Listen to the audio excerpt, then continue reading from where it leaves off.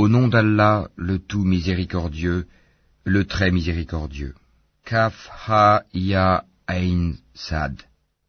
C'est un récit de la miséricorde de ton Seigneur envers son serviteur Zacharie. Lorsqu'il invoqua son Seigneur d'une invocation secrète, et dit « Ô mon Seigneur, mes os sont affaiblis, et ma tête s'est enflammée de cheveux blancs. Cependant je n'ai jamais été malheureux, déçu, en te priant, ô mon Seigneur. Je crains le comportement de mes héritiers après moi, et ma propre femme est stérile. Accorde-moi de ta part un descendant, qui hérite de moi et hérite de la famille de Jacob, et fais qu'il te soit agréable, ô mon Seigneur. Ô Zacharie, nous t'annonçons la bonne nouvelle d'un fils. Son nom sera Yahya, Jean. Nous ne lui avons pas donné auparavant d'homonyme. Et Zacharie dit, Ô mon Seigneur, comment aurais-je un fils quand ma femme est stérile et que je suis très avancé en vieillesse? Allah lui dit, Ainsi sera-t-il. Ton Seigneur a dit, ceci m'est facile, et avant cela je t'ai créé, alors que tu n'étais rien. Ô mon Seigneur, dit Zacharie, accorde-moi un signe. Ton signe, dit Allah, sera que tu ne pourras pas parler aux gens pendant 3 nuits, tout en étant bien portant. Il sortit donc du sanctuaire, vers son peuple, puis il leur fit signe de prier, matin et soir. Ô Yahya, tiens fermement au livre la Torah.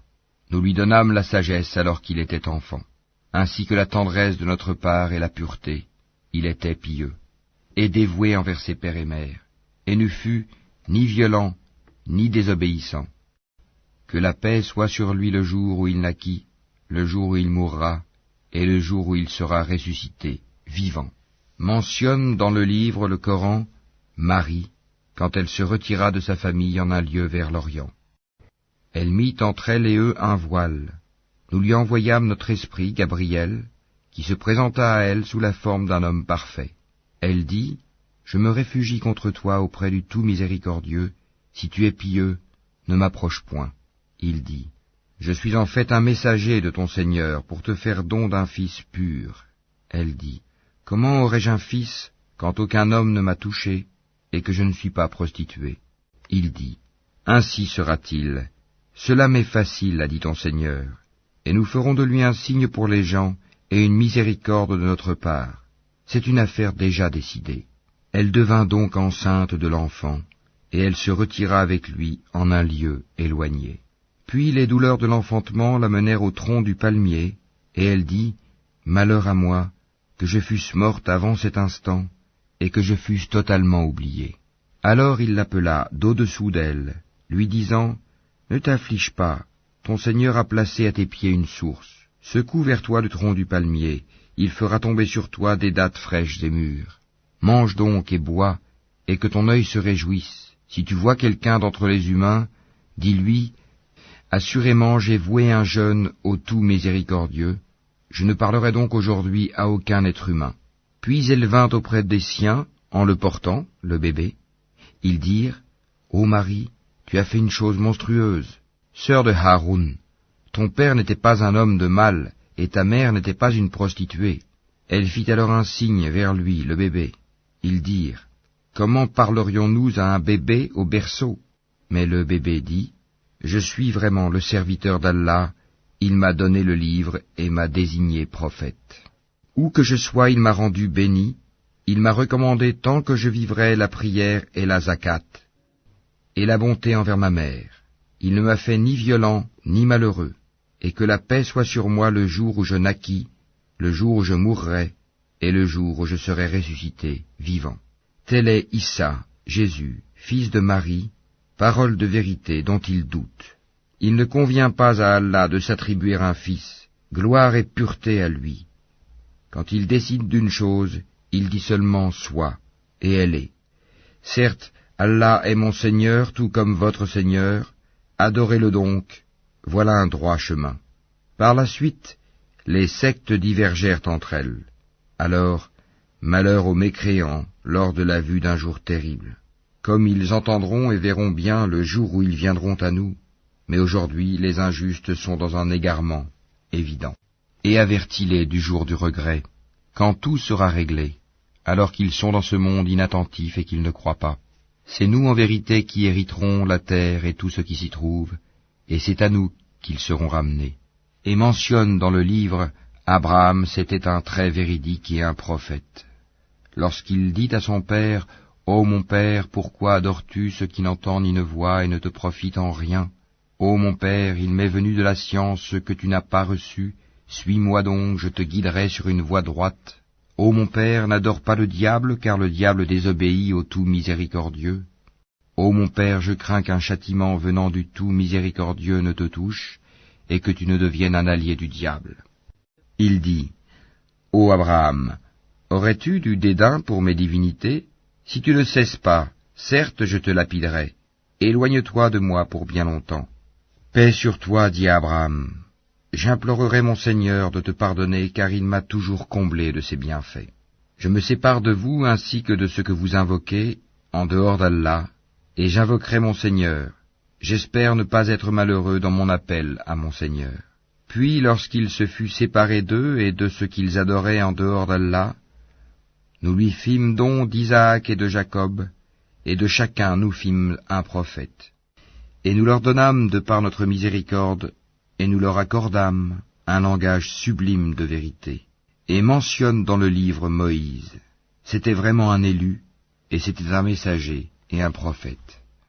Du côté droit du mont Sinaï, nous l'appelâmes, et nous le fîmes approcher tel un confident. Et par notre miséricorde, nous lui donnâmes Aaron, son frère, comme prophète.